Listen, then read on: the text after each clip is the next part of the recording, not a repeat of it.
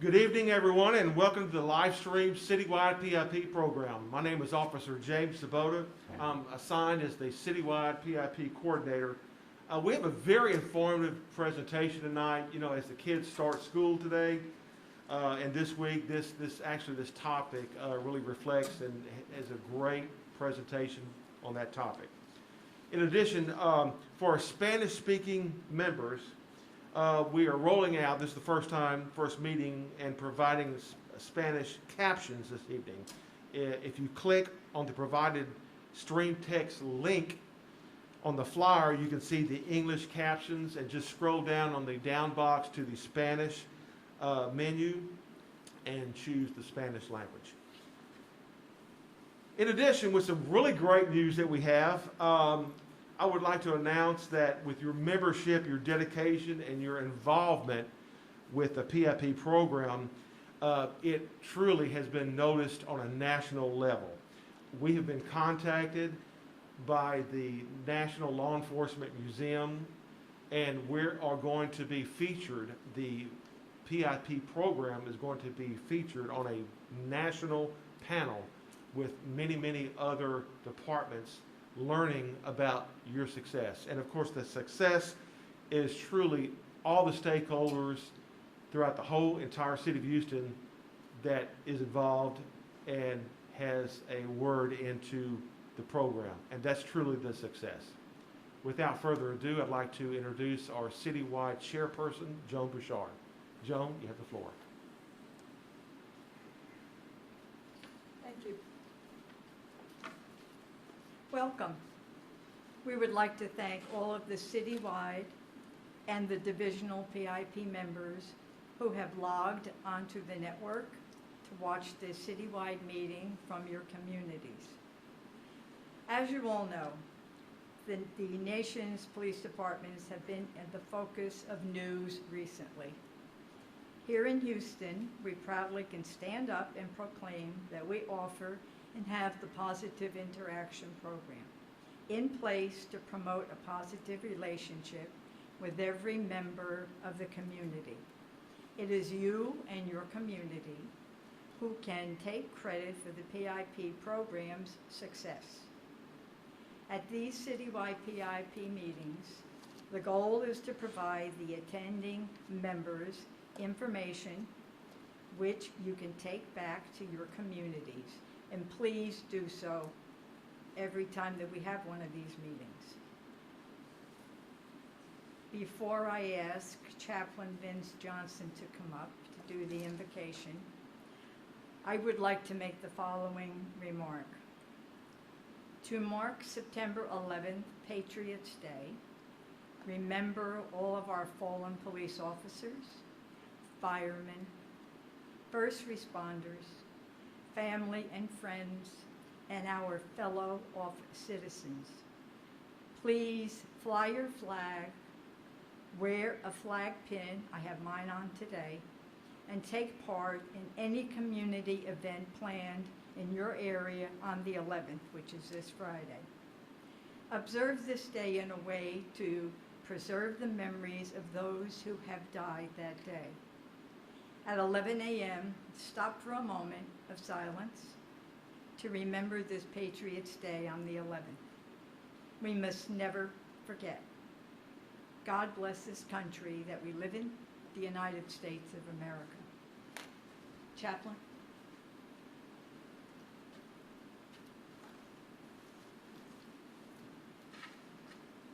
Hello, family and friends and fellow citizens.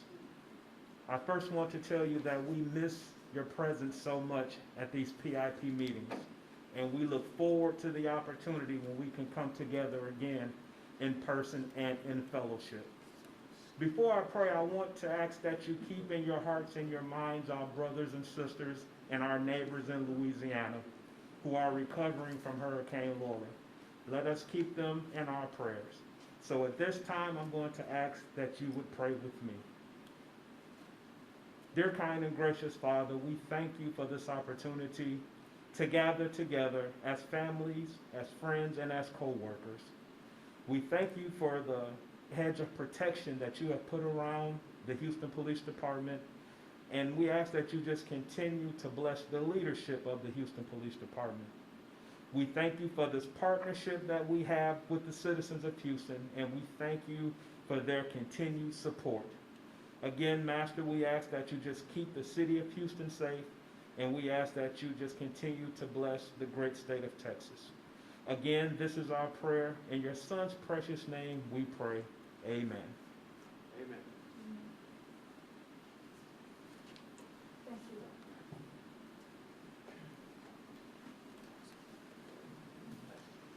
Recently, many communities have discovered this program, and they have contacted us, wanting to know how to get involved.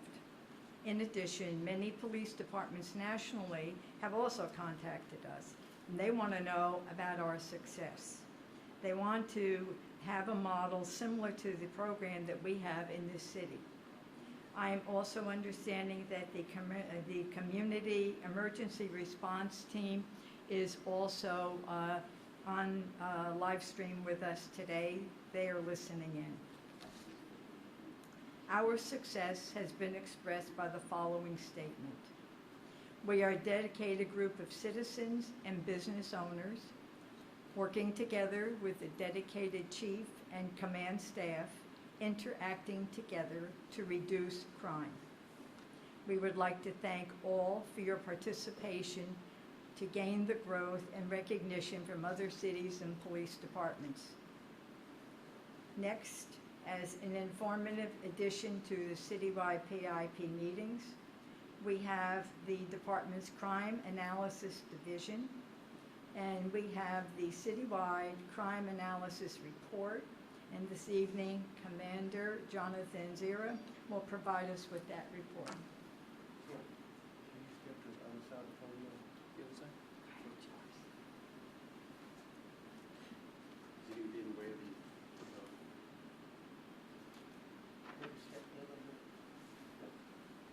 Good evening, everyone.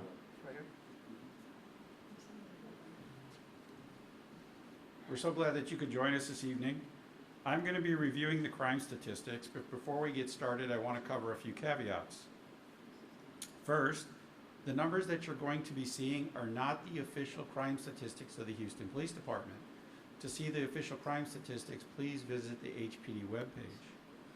Second, what you're going to be seeing are reported incidents that are not completed investigations. Also, the numbers you're going to be seeing are reflective of the highest crime that occurred during any criminal episode.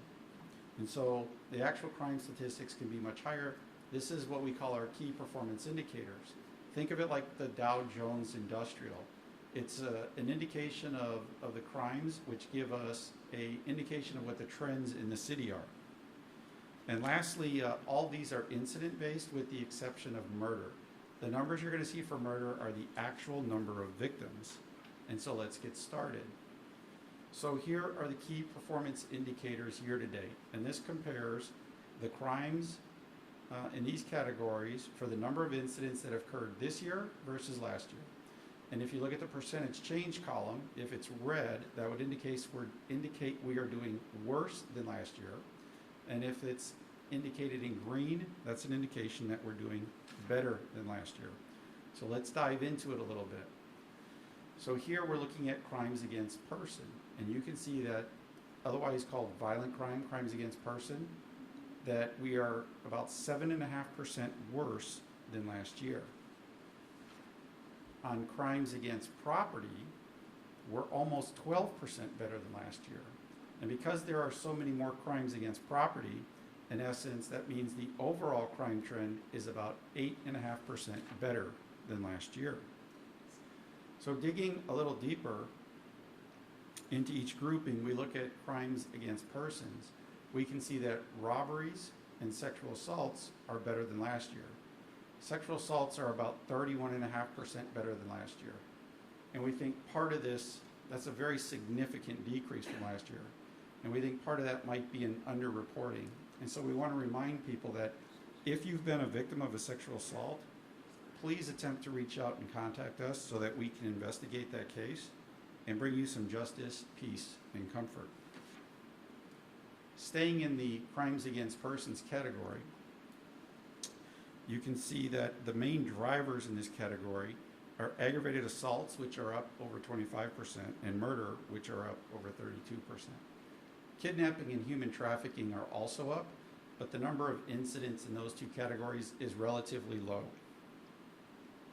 There's one silver lining in all of this, and that is if you look at the last 28 days, the number of domestic violence incidents that are aggravated assault are at 45%. So 45% of all aggravated assaults have a domestic violence component to them.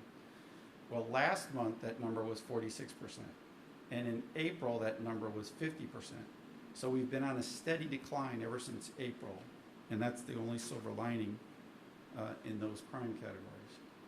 Let's switch over to crimes against property. Auto theft and burglary of a building have been the only two crimes in the property crimes that have been worse than last year. The good news is that those have leveled off and are basically static over the last 2 months when compared to last year. The other crimes, the other property crimes, COVID has had a very positive influence or impact on these property crimes. So burglary of a motor vehicle, burglary of a habitation, fraud, and theft are all down significantly. And we can attribute burglary of a habitation, burglary of a building, and theft specifically to the social impacts of COVID. So that's all I have for the crime statistics. And this is not working properly. I'm going to zoom through these real quick.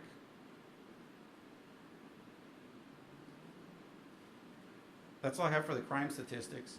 If you want an indication of what's happening specifically in your neighborhood, you can go to crimereports.com. They have a great toolbox there where you can look your address up and find the crimes in your area, or by your neighborhood name, or by your zip code. And you can look and use their toolbox to find out specifically what's happening in your area. Further, if you have any questions, you can contact your PIP coordinator for your local patrol division, and they should be able to answer any questions that you have on crime in your area. And that's all I have. I'm going to turn it back over to Joan so she can introduce our featured speaker. Thank you.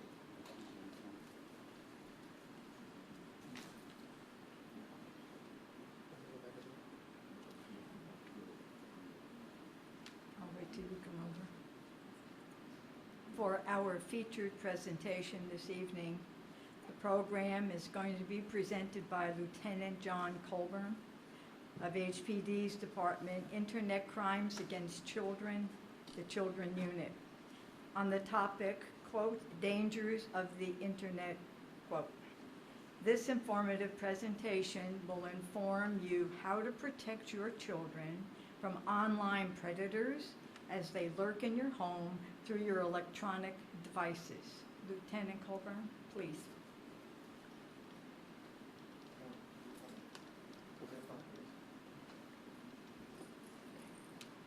Good evening. Thank you very much. I'm Lieutenant John Colburn. I'm the lieutenant over the Houston Police Internet Crimes Against Children Unit, and I'm the commander over the Houston Metro Internet Crimes Against Children Task Force. The topic I'm going to be talking about tonight is rather heavy, but it's extremely important that we discuss it, especially these times where kids are at home and they're on the internet more often. So, you know, just bear with us. It is a tough topic. It's a topic that not a lot of people like to discuss, but it is very important. A little bit of background information.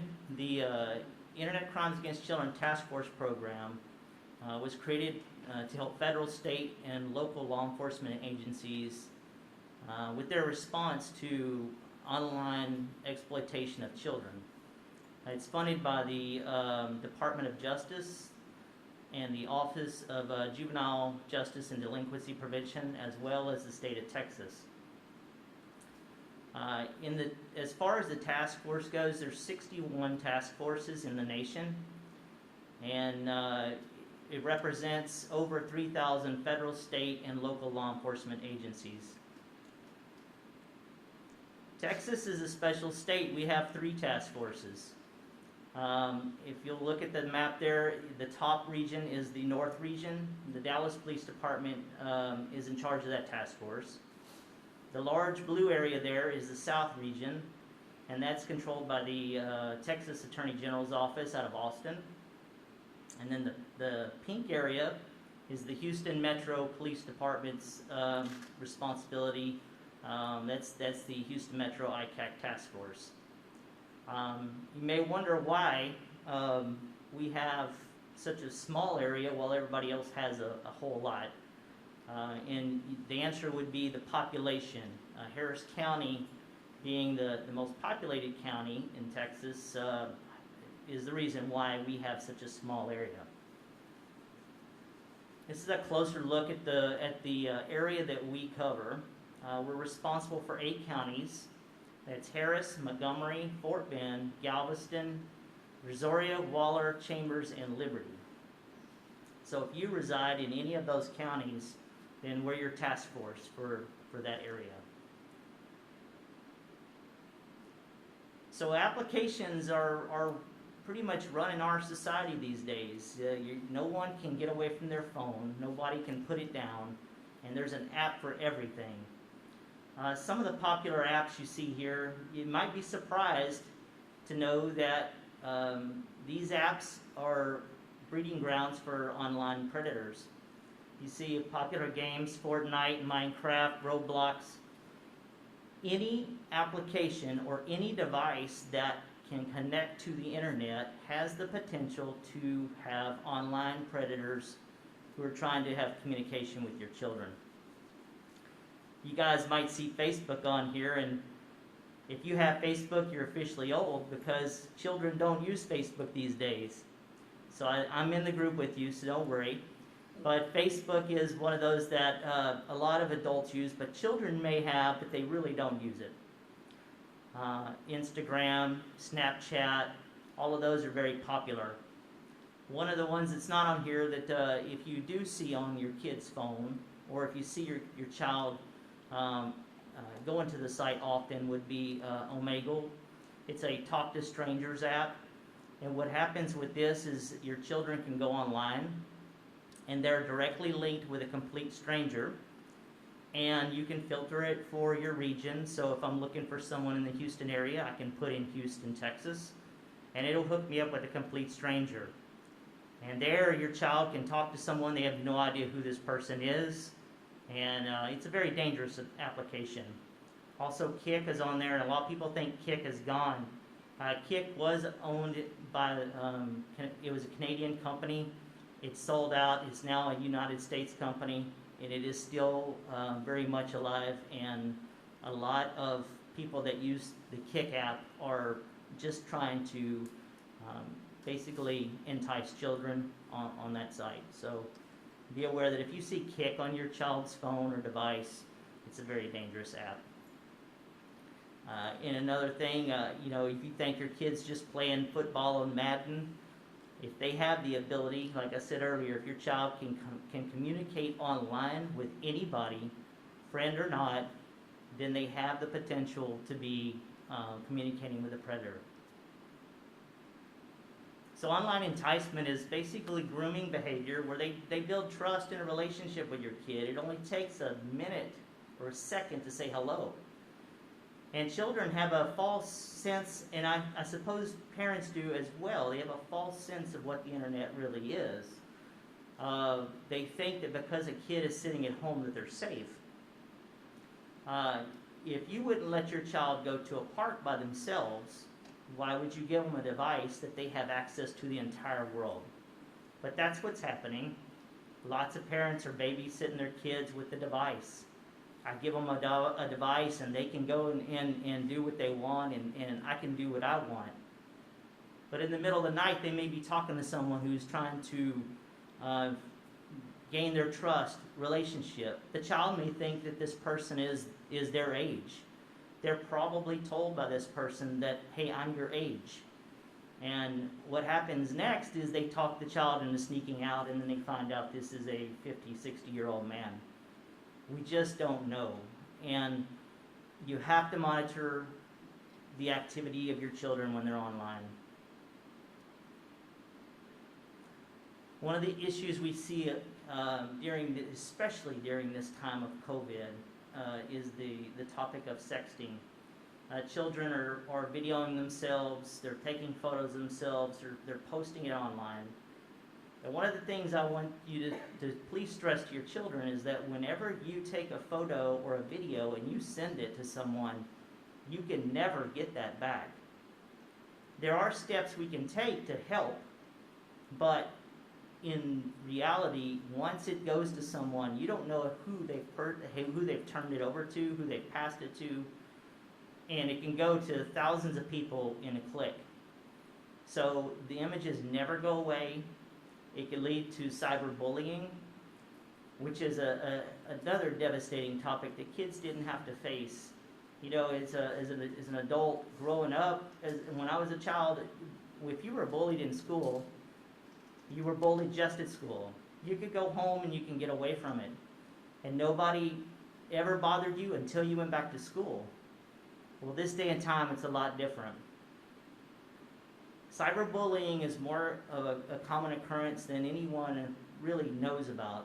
They may think their child's not being bullied, but people go online every day and they make comments or do things to people, and it's a form of bullying. And like I said, you can't go home and get away from it.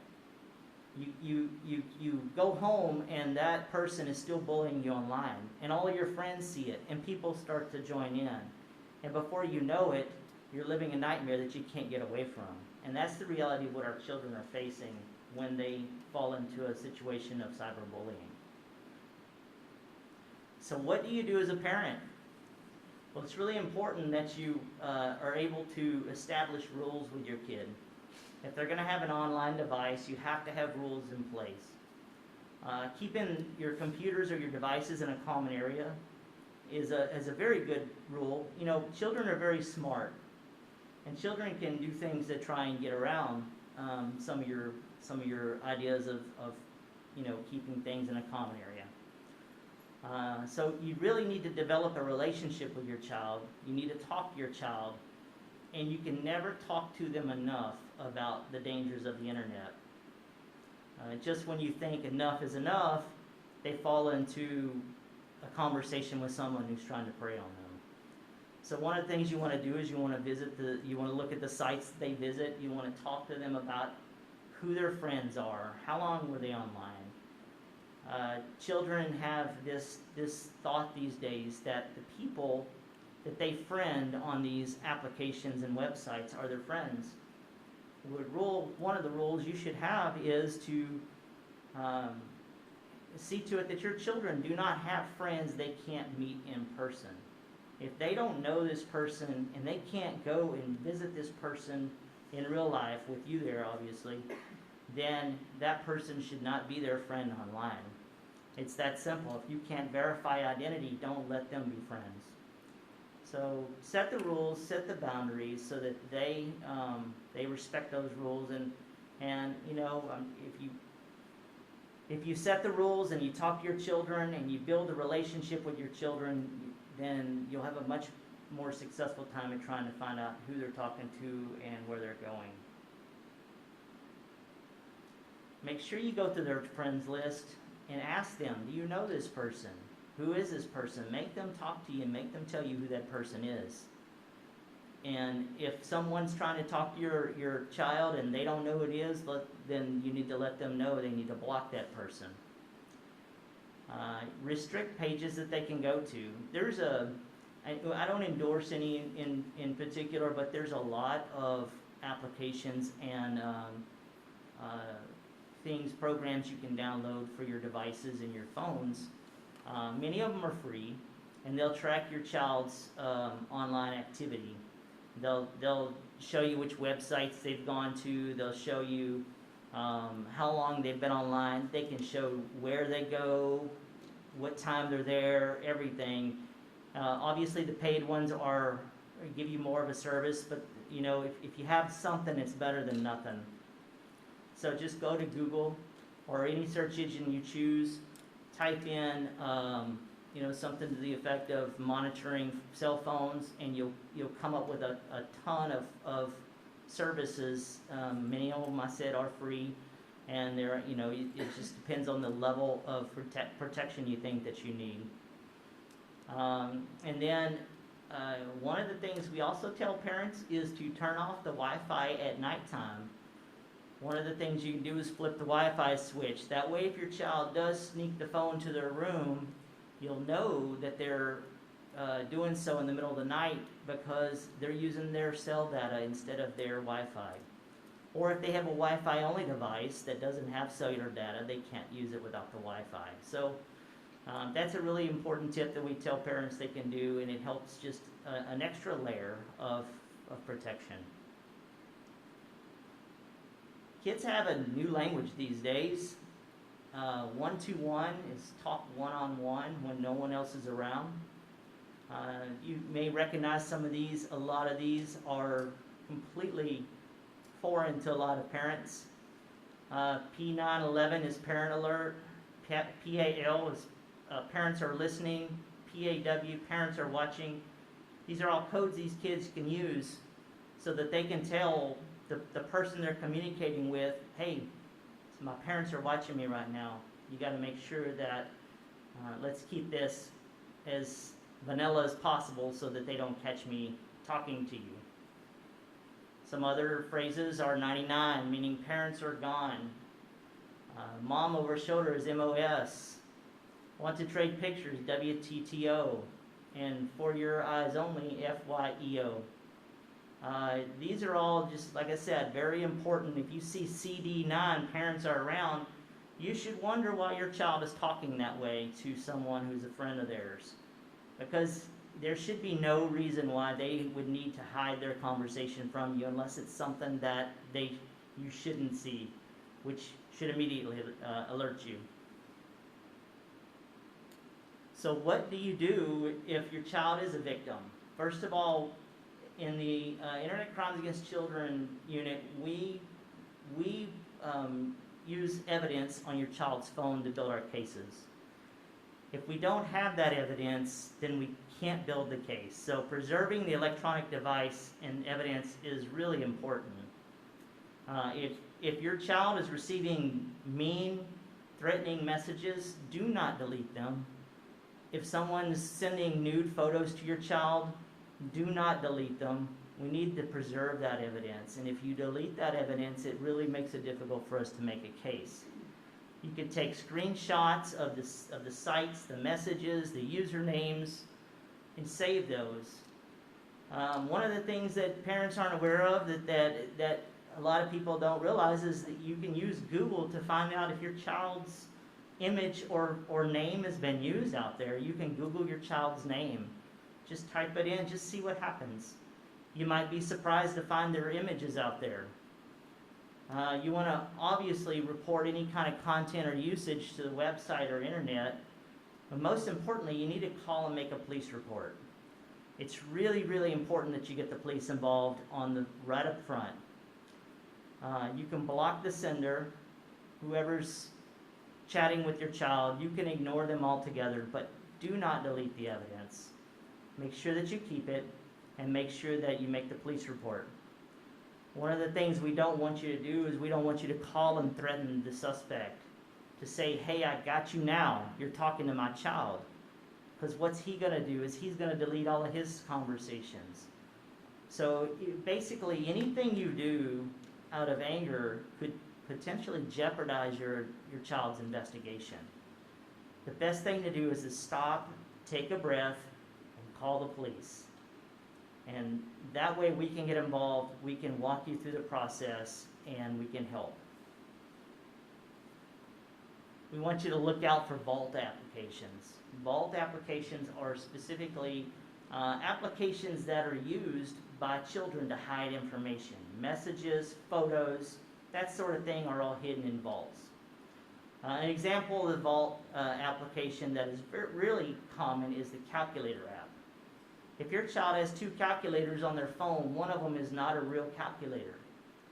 Now the thing about the vault calculators is you can go in and you can multiply, you can divide, it looks like a real calculator. But the child has a code they enter and it takes them to the back side of the app. where their videos and their messages and their photos are all hidden. And they know the passcode, and you don't know it unless you type in that number. But you're going to think it's a calculator. One real quick way to check that is to go into your phone settings. In your phone, depending on what type of phone you have, if you have an iPhone or an Android, you go into settings and you look at the apps themselves. A calculator app is only about 1.3 megabytes. It's really small. And if you check an application and you look and you see that calculator's 500 megabytes or a gig, you know there's something wrong there. That application should not be that large. There's something hidden in that application that you're not meant to find. Some of the other Vault applications, there's different ones. Some of them have a mechanism built in to where if a parent walks in the room, they can lay the phone down. When they lay it face down, it goes to a photo gallery or something like that. Or you may look at the photo gallery and there may be a picture of a flower or something that you think, okay, why would my kid take this picture? As a parent, you know your child. And one of the most important things you can do as a parent is if something doesn't seem right, then it's not right. You got to know, hey, this person just jumped when I walked in the room. That's a problem. Most people don't do that. So if they're trying to hide something from you, then there's a reason they're hiding it. Just be suspicious. Question them, talk to them, look at their phone, look through their phone and find out what kind of apps they're using, what do they have downloaded. Look through their settings, it'll tell you the size of these applications. You have to be vigilant in these days. Kids are really smart. They're much more tech savvy than the adults, and they can hide things and get around things. And if you're not vigilant and you don't stay on top of it, then your child will get away from the rules, and that makes them a victim. The Child Victim Identification Program is a program that's Congress authorized. That's basically it's run by the National Center for the Missing and Exploited Children. And what this does is it helps to locate unidentified child victims featured in sexual abusive images. So for instance, if there's a video or there's a photo out there of a child and the child is nude, what happens with the investigation is the investigator gets that photo and they submit that to the CVIP program, the Child Victim Identification Program. And what they do is they run that amongst their database and they try and find out, has this image been seen before? Is this a new image? And they try and identify the victim. And this is really helpful in investigations when it comes to court, because once we can identify the victim, we can put a name with that person. We can bring that person to testify. So it's really important that we do that to try and find out who this victim is. This program is a really good program. They review all of our material that we submit to them as far as contraband of child exploitation. The cyber tip line is a really important resource to parents. If you find out your child has been a victim of child exploitation, online, internet predators who've been after your child, you can go to www.cybertipline.com, or you can call 1-800-THE-LOST. It's 24/7, and you can make a report, and what will happen is they will contact the task force that's in that prospective area. So if you live in Houston and you call 1-800-THE-LOST, or you go to the cyber tip line and you make a report, and they find out, okay, you're in Houston, what they're going to do is they're going to send your report to the Houston Metro Internet Crimes Against Children Task Force, the task force over the Houston area, and my office is going to get it, and then we have people who will review it, and then we will take the case and we will find out specifically, does it belong to Harris County? Does it belong to Fort Bend? Does it belong to Chambers or Galveston? And we will get it to the right hands. We do all the legwork. You do not have to do anything but make the report. We'll handle everything else. The Child Victim Identification Program, as far as child pornography images and videos, they have received and viewed over 115 million, and counting. The number just keeps rolling. This is a huge problem our society faces. especially during the COVID outbreak. We've experienced huge numbers of reports to the cyber tip line because, you know, what are kids doing right now? Now they're finally going back to school, but before they were sitting at home. They're on the internet, they're chatting and talking to predators. Predators are trying to convince kids to do things they shouldn't do, and the numbers just keep going and going and going. A study by the Justice Department, it shows that child pornography, the people who were arrested for possession of child pornography, that 83% of the images were of 6 to 12-year-olds. 80% of the images involved the sexual penetration of a child, and 39% of the images were 3 to 5 years old. 19% were younger than 3. And so it's a huge, huge problem. This is a little chart that kind of puts it in perspective. As far as identified victims of child pornography, 10% were infants, 24% were post-pubescent, and 66% were prepubescent. That is older than an infant, but younger than 12. So that's what that area is. So the majority of the victims range between 12 years old on down to infant level. A really important number for us, and this is from October of 2012 through June of 2020. We've had this is just for the Houston metro area, this isn't for the nation, so 7,266 investigations. Cyber tips received, we've received 27,476 cyber tips. Now I'll let you guys know just really how big the problem is. In 2012, when the police department took over the Houston Metro Internet Crimes Against Children Task Force, we were seeing about 1,200 cyber tips a year. And that sounds like a lot until you fast forward to last year. We had 5,400 cyber tips last year. And that seems like a lot until you fast forward to 2020. In June, we had 5,400. We're probably going to hit 10,000 this year. Now that's 10,000 cases that the Houston Metro Task Force receives. And so you can see the numbers have just gone through the roof. Now this year's numbers are so high because of COVID. People are at home and they're using the internet, and that's why our numbers are so high for this year. But even though they're high, that just shows you, puts it in perspective at how many people are really out there doing what they're doing.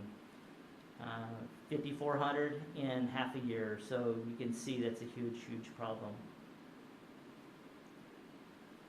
So the resources that we always direct parents to is the National Center for the Missing. You can also go to missingkids.com. The Texas Center for the Missing is tcftm.org. And Crime Stoppers, of course, is a very important resource. If you have a tip, you can call them and make that report. We teach in schools, we teach what's known as the Net Smarts program. We teach it to kids. It's a program developed by the National Center for the Missing and Exploited. And it's an age-appropriate program that we use to teach kids, school kids. We have a program for kindergartners all the way up to teenagers, and we go to schools and we teach this program, and we try and teach kids how to be responsible online cyber citizens. And it's a really good program. It kind of hits home, and you have to start young with kids. If you're first talking to a child about the things they shouldn't do and the kids in middle school, then that's probably getting too late. You got to start earlier, because kids are online and they're experiencing this behavior a whole lot sooner than we did as we were kids growing up. We didn't have internet, we didn't have phones, we didn't have to worry about anything. The guy who you had to worry about was the guy at the park that tried to snatch you up. Now you have predators that are going online, and they're actually trying to persuade kids to leave their homes in the middle of the night. Once a report's made, it goes to our office, and once we get it, we basically set the children up if it's a victim that we've identified as being exploited, or if it's a sexual assault victim, we set them up for a forensic interview. We're stationed out of located at the Children's Assessment Center in the Rice Village area, and we have a wonderful partnership with them. They're located at 2500 Bolsover, and their number is 713-986-3300. That's the main number to the ICAC line if you're trying to get in touch with someone. You can call that number and you can tell them that you need to make a report, and it'll get to my office. But basically, the center is a wonderful facility. It's where we have all of our children interviewed, and there's lots of partnerships there in the same building with us. Harris County Sheriff's Office, Pasadena Police Department, CPS, we're all in one building. So it's a great place to go if you need help. They provide family advocates, forensic services, psychological services, and there's even a full-service medical clinic there at the Children's Assessment Center. So you really can get the help you need. So if you don't know what else to do, if you don't want to call the police to your house, if you're afraid to go to a police station, you can go to the Children's Assessment Center, and I can assure you that one of my officers will help you. We will take the report. We will walk you through the process. It's a wonderful facility. It's a kid-friendly facility. And so if you do nothing at all, please visit that facility. It's a great place to make a report if you need to. And if you see something, say something. I put this picture up there because a lot of people don't recognize it. They don't see it right away. But in this picture, you have a two-story home, but there's burglar bars on the upper floor and there's not on the bottom floor. If your neighbor has burglar bars on their top story floor of their house, but not on the bottom, what are they trying to keep into that house? I can assure you that's somebody's jail cell, and you need to make sure you call the police and make a report. Like us on Facebook. I know I said earlier only the old people are on there, so if you're on there, like us. I'm on there, and I will like you back. If you have any questions, please give me a call. If you're afraid to call me, or for some reason it's after hours, that's my office number. If you email me, I promise you I will email you back. I do this. I answer emails 24/7, and I will always answer your email. So if you have any questions, if you want information, we speak at schools, churches. We'll go anywhere. It's a free service. If you guys have a group that you want us to come out and present to, shoot me an email, and I'll make sure that I contact you back and that we set that up. I want to thank you very much. Appreciate it.